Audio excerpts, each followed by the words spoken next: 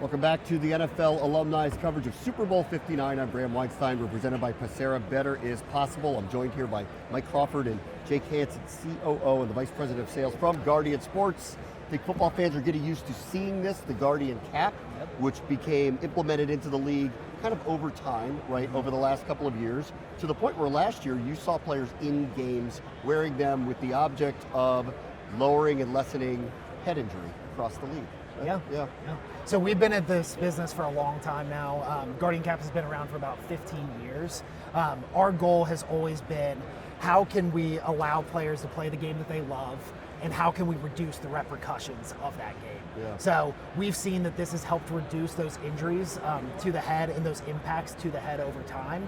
And NFL has seen the same thing. Over the past 3 years, they've seen their concussion rates drop by 50% every single year. Yeah. And in this past season, they hit their all-time low in concussion rates for all NFL athletes. Tell us a little bit about like the technology.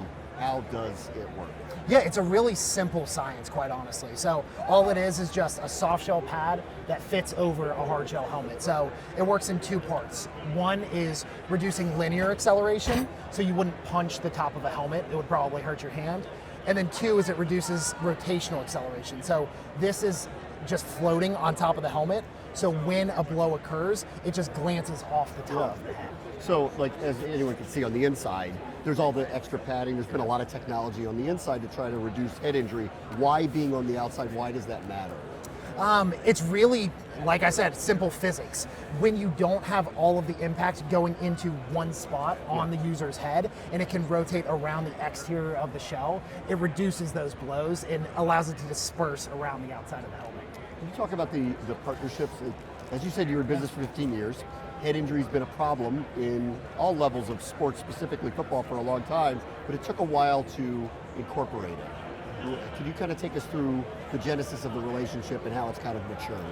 Yeah, so I mean, we never really set out to get in the game immediately, right? So we always wanted to get in practice, and so that's where we cut our teeth. Was I guess the first program, college program, to take us was South Carolina. And that became a lot cooler to see a Guardian Cap on Jadeveon Clowney than it would a high schooler wearing it. So that gave us some rep.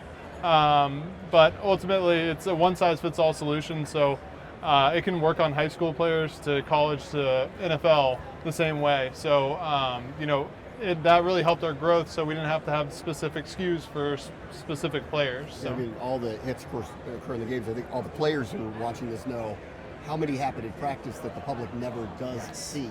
Right. And this was easier, I think, to tell the teams, like, put this on, do it in practice, let's look at the data. Yeah, Right? we used to say there's no mirrors in practice. You might as well get a full roster. If you're a coach, get a full roster to game day. If you're an athlete, you don't want to get knocked out of the game during an inside run drill. You want to make it to the game day. Yeah. Tell me about the look of it. Like, this particular version that you're showing here does look different than the one that we saw in the NFL for the players, maybe not during practice, but in the games, where it almost had like a bag-ish look effect to it.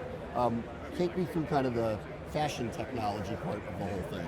Yeah, so we're not an aesthetics company. That's not what we set out to ever be. We were a safety company. Our goal was to create a product that worked.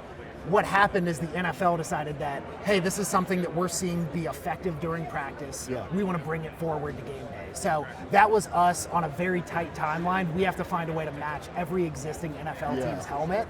So we created a sublimated penny cap that fits over the top. Yes.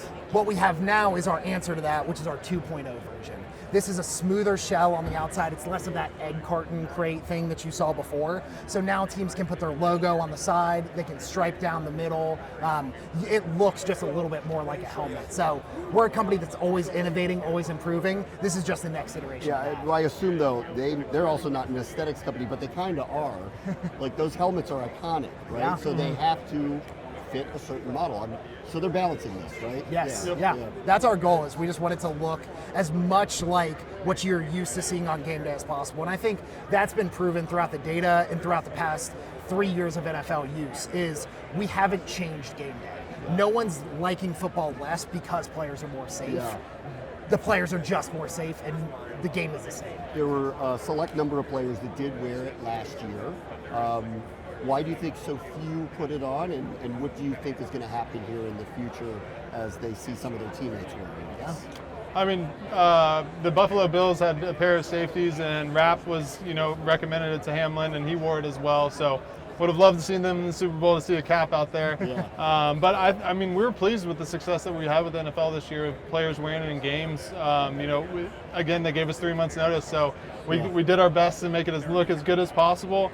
But it was really encouraging, and there's a lot of good players out there that were wearing them, and whether it's safeties, offensive linemen, we had them all. So it's good that they had the opportunity to wear it in a game. I also think things are changing, and I think that players were hesitant to wear a face mask before it was mandated. So who knows? This might just be the next iteration of safety to be used by players. Yeah, I think so, and I think the data is also going to be very striking.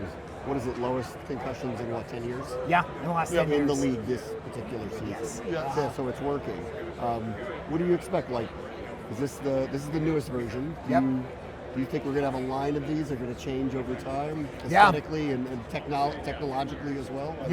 I mean, we have our 2.0. This is our 2.0 coming out this year. We already have our 3.0 in the works, and it's going to look even better, even slimmer, be able to be painted, be able to be customized. So it's only going to get better. Well, out in the Hall of Fame, there's a picture of a leather helmet, and then there's a helmet, and then the ones you see in the face mask you're talking about. I bet in your shop one day you're going to see something that looks like that too. We saw it in the Pittsburgh History Museum. We Yeah. saw a Guardian cap in there, so it's exciting stuff. And we're always looking to improve, especially the aesthetic, as well as the performance of it. So we're not just happy with what we've done so far. We want to continue to better improve player safety. Mike Crawford, Jake Hansen, thanks so much, guys. Yeah, Appreciate thank it. you. Thanks for having us.